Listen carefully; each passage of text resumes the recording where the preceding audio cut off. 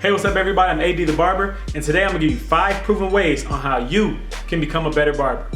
Number 1, pay attention to the small details. It's the small details that add up that turn into big problems.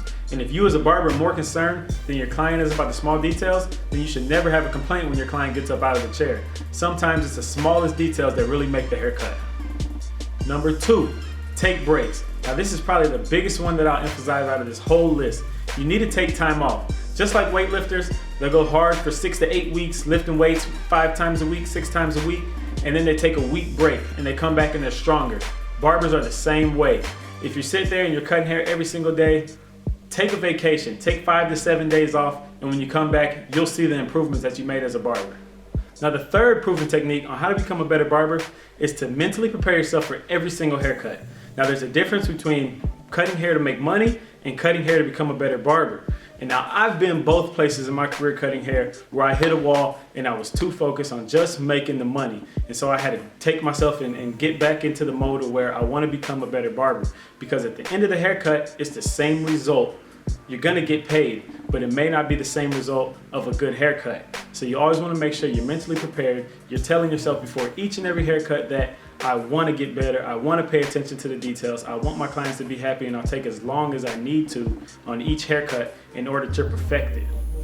Now the fourth proven technique on how to become a better barber is to find the tools that work for you and use them. You don't need to focus on what I'm using or Vic the Barber or 360 GZ or Jay the Barber.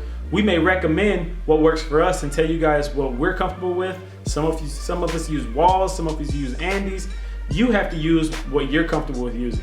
Now you see in my videos, those purple T outliners, I use those every single day, probably on 90% of my haircuts. I have 5 pairs of trimmers and I use those 90% of the time. Just because I'm most comfortable with them, I feel they cut the best. You need to find what works for you. Now I use Andes Masters for years cutting hair, and I recently just switched over to the Wall 5-star Seniors, and now I'm starting to like the 5-star Seniors a lot better, and so I don't use my Masters as much. It's all about what you're comfortable with cutting with and what you think you do the best job with. Do you. Tip number 5. Now, I lied. This is the most important. I said number 2. I like to take breaks. You guys know what it is. I like vacation. I like to take 5 to 7 days off.